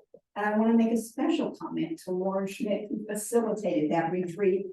Impeccable facilitation, and if the city ever needed it, I highly encourage us to look. She was awesome. Yeah. Incorporated everything, took every suggestion, and had it all in a matrix. It was awesome. So thank you. And if you stay tuned, you might hear more about Lauren's involvement under my reports. So. All right. Next, we have Councilmembers Loudon and Ryherd, Transportation and Tree Commission. Yes, so we had recently on December 11th, and we talked about some maintenance issues with the outback drain. Not been as bad as we feared, right? So that was good. Some changes to the super full pass. I don't know that Roland Park's going to participate in that next year for various reasons. We also voted on the champion tree. It was a tough vote. There was only one tree submitted. So I really want to encourage people to in the community and on council, and you know, to, if you see a beautiful tree, you know, in any season, snap a pic, you know, the address, And maybe you can nominate it next year. And that's mostly a reminder for myself for this amazing magnolia tree that for the last 2 years I've been needing to take a picture of, and then don't get around to it until the blossoms are gone next year. Also, we're going to be doing the Arbor Day poster contest, which is something that we have done for years with Rushton Elementary School 5th graders. And there's 2 new 5th grade teachers who were excited to get on board with this, so we're very excited about that. And then chair, co-chair nominations, because it's that time of year. Did I miss anything then? No. All right. All right, next, this might be a staff report instead, but we'll hear an update from Councilmember Boultinghouse on the Mission Magazine editorial board. Laura, do you want to take that one? I will.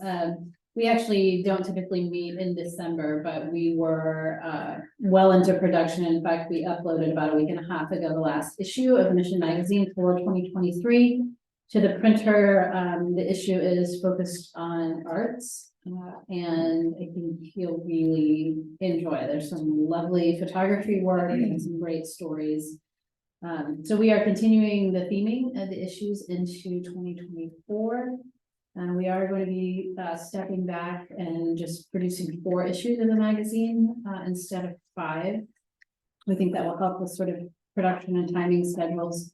But the first issue of 2024 will be focused on kids. We're excited about that as well. Okay.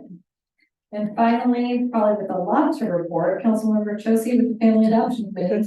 Yeah, and I should note that if you all weren't aware that now Councilmember Carpenter-Davis has served on that committee as well, and cornerstone of that effort. So a lot of kudos to her and the entire committee. I was not able to attend the last committee meeting, or a couple of the past committee meetings due to illness, and then need to do some interviews here at City Hall on one of the days of the meetings, but I got the numbers from Jen for today's event, and I'm told I'm off by a hitch, which is great. 90 families, 30 volunteers, 1,200 gifts passed out, and I just learned that Bike Walk KC also donated 18 bikes, which is fantastic. I really wanted to call out. I was able to come up to the community center one weekday morning with a pen and Mark, one of the maintenance technicians.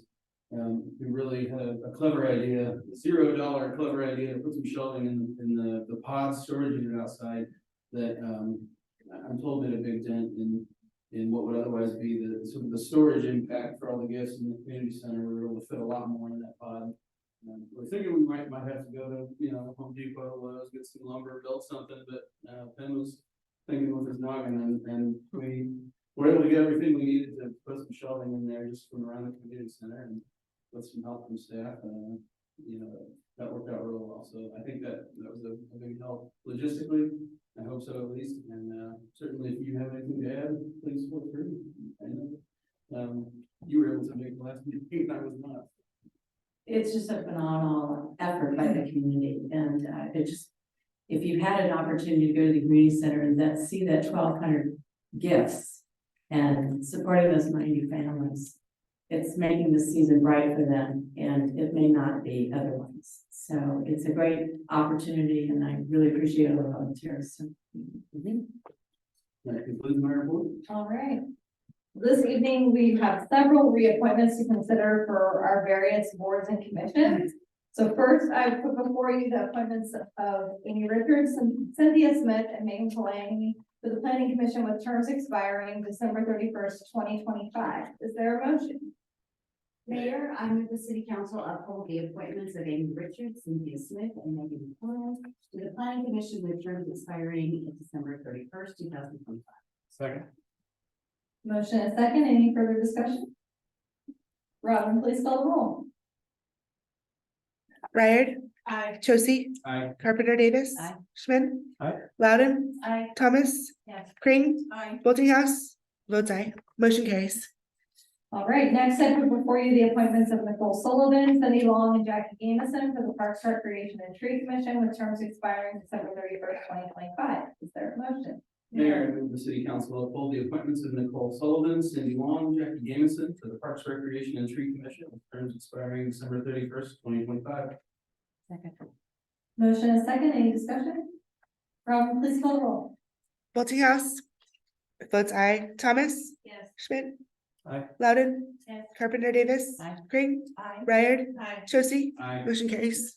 Next, I put before you the appointments of Terry Vaughn, John Arnett, Mike Patterson, Kathy Boyer Shussle, and Lauren Ryder Schmidt for the Sustainability Commission with terms expiring December 31st, 2025. Is there a motion? Mayor, with the city Wait, council. it's in Ramsey, Asharia. I'm sorry, you have one. Oh, I'm sorry, and Ramsey Ataria. Missing one, there we go. Mayor, I move the city council uphold the appointments of Terry Ball, John Arnett, Mike Patterson, Kathy Boyer Shessel, Lauren Ryder Schmidt, and Ramsey Ataria to the Sustainability Commission with term expiring December 31st, 2025. Second. Motion and second, any further discussion? Seeing none, Robin, please call the roll. Loudon, Yes. Josie, Aye. Schmidt, Aye. Thomas, Yes. Boultinghouse. Votes aye. Ryherd, Aye. Green, Aye. Carpenter-Davis. Aye. Motion carries. With Andy moving away, we have an opening on our climate action plan task force. So finally, tonight, I put before you the appointment of Lauren Ryder Schmidt to the climate action plan task force. Is there a motion? Mayor, I move the city council uphold the appointments of Lauren Ryder to the Climate Action Plan Task Force. Second. We have a motion and a second, any discussion? Robin, please call the roll. Carpenter-Davis. Aye. Thomas, Yes. Loudon, Yes. Ryherd, Aye. Boultinghouse. Votes aye. Schmidt, Aye. Green, Aye. Josie, Aye. motion carries. All right, so next, Laura, do you have any items you would like to share with the city council tonight? I do have a couple, but if I would ask Robin to do her business updates first, and then I'll kind of close this out. Thank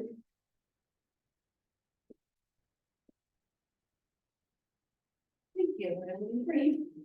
We have one business that is leaving the city, unfortunately, a branch to our apparel company.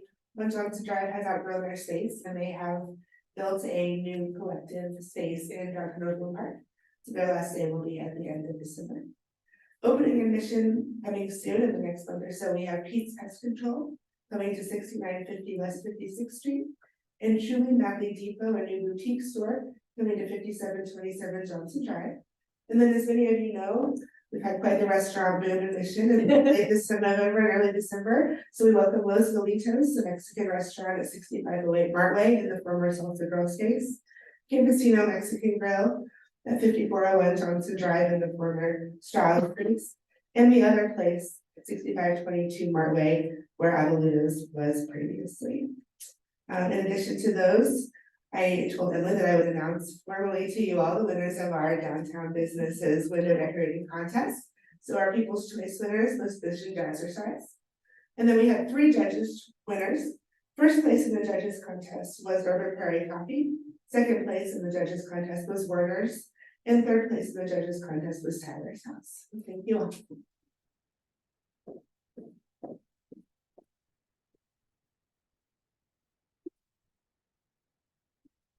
Thank you, Robin. Thank you for plowing through the technical difficulties. That might be the technical difficulty. Very quickly, yes, Councilmember Josie, we did receive notice recently that we were awarded the Safe Streets grant, $160,000 to put towards that plan, which will look at improving traffic and pedestrian safety throughout our community. We were one of 6 cities and 1 county that received funding. Johnson County, Leawood, Mission, Overland Park, Paola, Prairie Village, and Spring Hill. And so we'll be sharing some of that out on social media moving forward, but looking forward to getting all that squared away and advancing that. I think that will contribute a lot, and I think the timing is especially important with our bike ped plan and some of the other improvements that we're making. And then I know it's late, but I just wanted to take a few minutes to close out the year. We used to do a year-end video, and we haven't done that for a couple of years, but I don't know about the rest of you, but I feel like I blinked in 2023 was gone. We kind of slogged through the pandemic for, 2.5 years. And we've done a lot of great things this year. There's been a lot of change. Tonight is always a nice opportunity to reflect on that change and that transition that's going to happen, and we look forward to what we're going to be able to do moving forward. I think echoing some of the other things that we've heard and in comments this evening, I think we continue to do a really exceptional job of demonstrating to the residents that we hear and understand their priorities. And we're making significant investments in those things that are important to them, particularly streets and parks and public safety. I would be, I think it's important to just kind of pause. 2023 brought some reminders that life was short. I mean, we're never promised tomorrow. We all know we lost one of our own public works employees to a horrible tragedy earlier this summer. And a fellow police officer in Fairway. And those events take tolls on our organization and our community. But I think we've demonstrated really great resiliency in that. But it's important, I think, to take a moment just to reflect on that. It's just been a year of transition, and we have more transition on the way. We've lost employees in every department.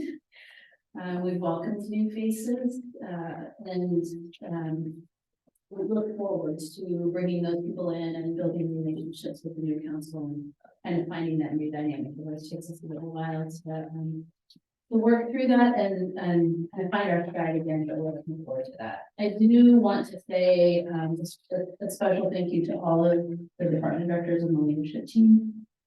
But especially this year, with some of the staff transitions that we've had, I think there have been two who really deserves some extra recognition. First, that's Brian Scott, who I think his hair is finally growing back after plowing through the audit the plan. And he's checked some really significant things off of the list, and just appreciate his constant perseverance and guidance and commitment to that. And then I also want to extend a special thanks to Brent Morton, who has really stepped in and stepped up in leading the Public Works Department. And that's just been phenomenal. So with that,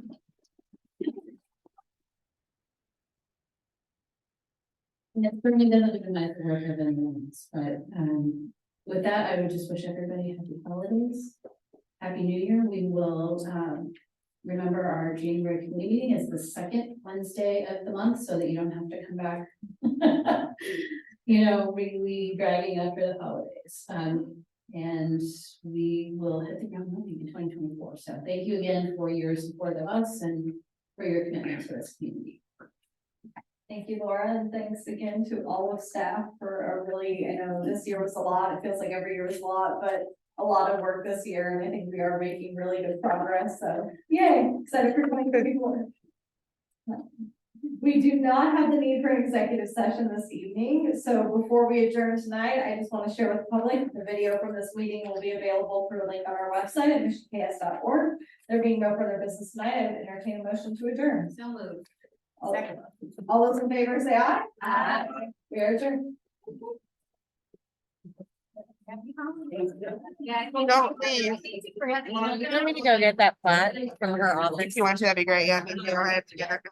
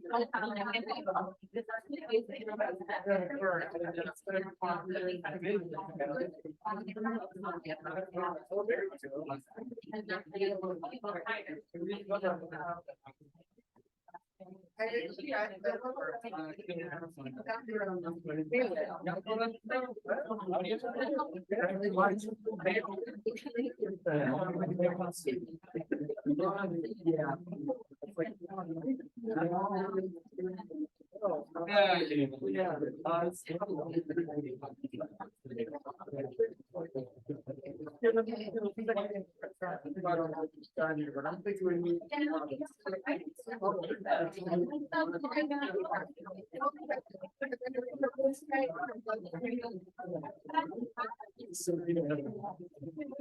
Waiting for the. Good, purple pen. Are you gonna be mad if it's not blue? No, I don't.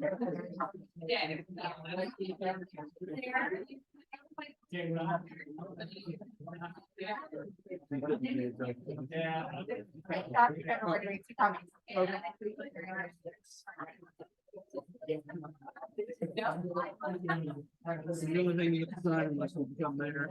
Oh, great. You can sign plats. And on these- the big flags, I just want to see the giant flag.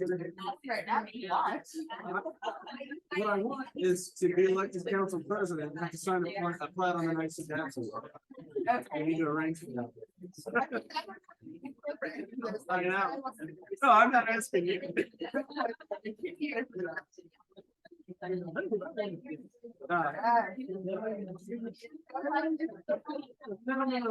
We'll do a picture with the tag. I guess we can drop it, but it's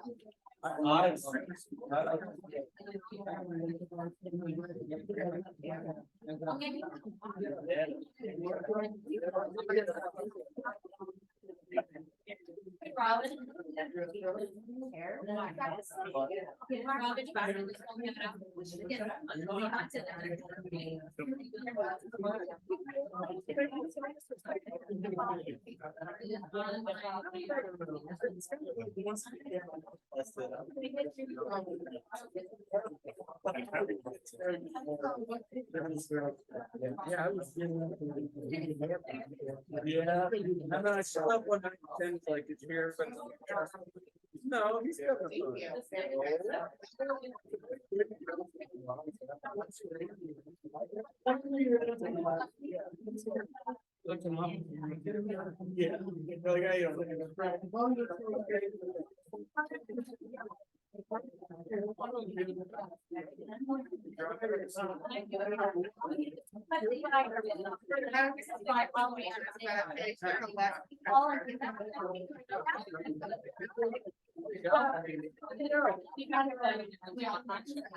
You don't take me a long time to realize one of your opponents was, what's the? Cheryl. I didn't realize that, I didn't have that connection, so I looked back. Anybody ask you why? Yeah. Show up and. I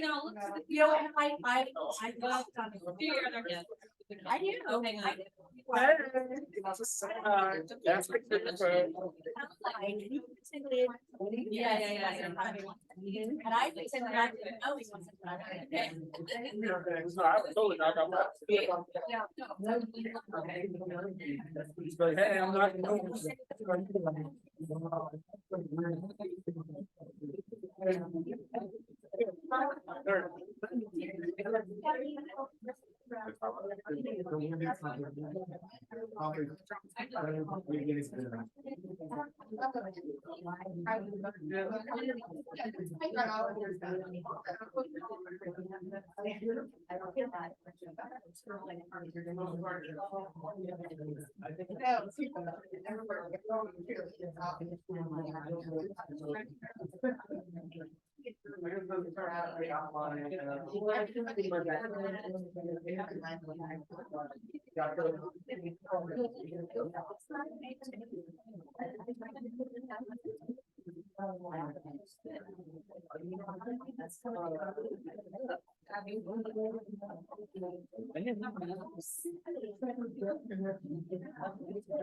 mailboxes. Yeah, I'm gonna say, who's the senator? Yeah, probably the group and we're like mail. And there's, I'll show you guys, I'll put these away and we'll.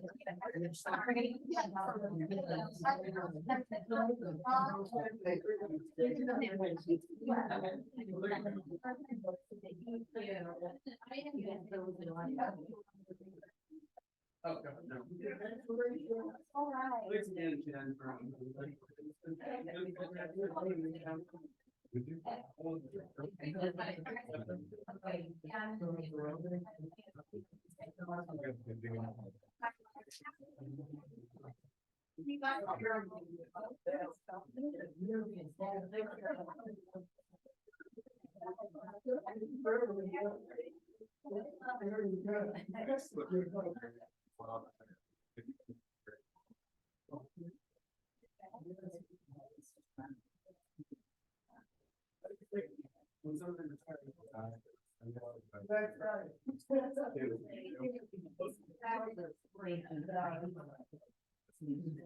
Oh.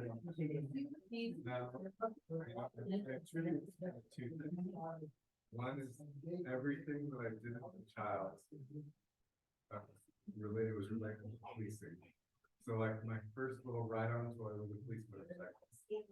And then like when I was in elementary school, I remember I used to have safety patrol. Yeah. And then there's this place in the town that you go to and serve. And you get a job. It's called a skinny city. And I was probably the thing that influenced me the most. That had a lot of trouble. A lot of trouble. So I grew up in Shanghai. And so the police were at my house a lot. And so when they were there, everything's calm. So I always remember that feeling. I'd like to bring it. I'd like to bring it down. That's over the morning.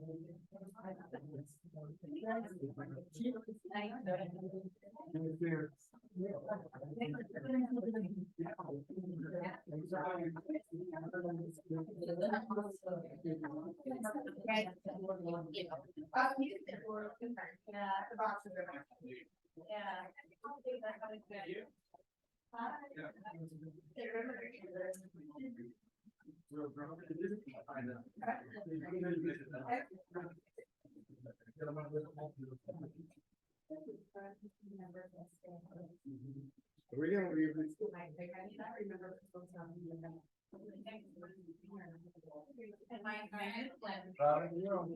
Out here. I went to never do those again. Ever. Yeah. So you know what was funny? Like after my laptop died and then I brought it back to life because the battery died. I think we must be missing a cord. Because there should be something that plugs in to keep it charging. Oh, that was, Hey, Brian. that's not a staple over here. I have no idea. Anyways, it popped up and it said restart your computer to make blah blah blah camera work, and I was like, Okay, where did I put that other camera? damn it. Oh, it's over here. Thank you. Okay, because one of them goes, I haven't attached it to my computer, but it's I'm glad you had that. from my office. I have no idea. Yeah, I have no idea. Yeah. Ew. Different? Whoever see, here's the determining factor for your decision from your interviews yesterday. Who knows how to do this because it's not me. There you I don't know go. what happened. Like If we it need was some all follow-up, I'll working. follow up for you. I know, I have no idea what happened. Then I couldn't hear Trent to save my life.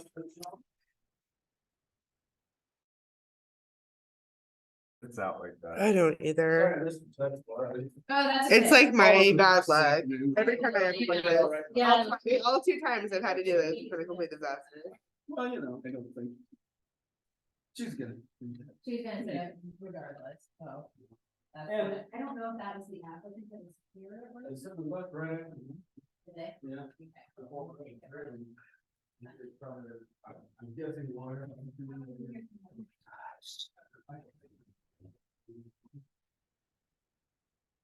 Funny how fast I forgot how much it stinks to wear a mask for hours at a time. Oh, yeah. Oh my gosh. It'd be so hard to go do that again. My glasses kept fogging up, I'm like, breathe. No, I feel so bad. I need to get your. I need to get your cell phone number. If you give me yours, I'll text it to you. No, it's gonna be like, you need help. Oh, all I needed to do was not cry, and it just had to be so good, whichever. 913-238-2927.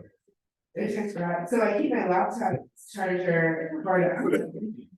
I've never needed it here before, and then it popped up and it was like, your laptop has 7%, and I was like, oh my god. Of course it does, because of course it does. Yeah. So I text around and I was like, if you're at home, and you should be clear at home, and you know, laptop for like right now, and I was asking you what street, it's the conference, I will help you out. I just need my laptop for it, and got here like 30 seconds after it died. Oh my god. I was just like, of course. Alright, are you done? Are you done? I gotta go, my stuff. I'll turn the lights off. Okay. Take those downstairs. Yeah. Okay. Thank you. Have a good night. Okay, let me know, I'll keep an eye out for Lenexa to post that. Yeah. I need to, don't, yeah, I'm not gonna post anything till we chat, till I get permission from you and Laura.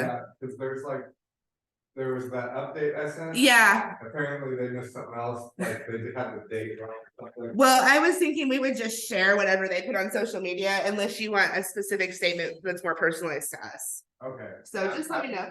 Yeah, I'm just not sure if they're gonna share it. I don't know what their plans are. Okay. But I just know they're gonna push it out. We can still do, I don't think it's not bad for these parts. I'm not on Friday, but I think it's home. So just let me know. Yeah, I'll watch the video, I'll send you I'll send you out there. Okay. We updated.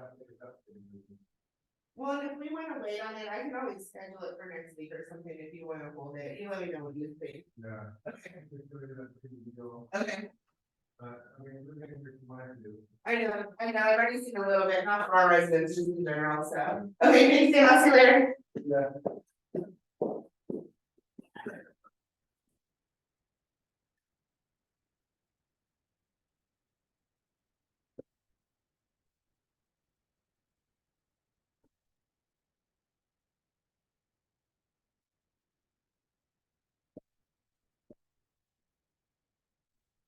Hi, guys. You guys are gonna clean up and put all my things away.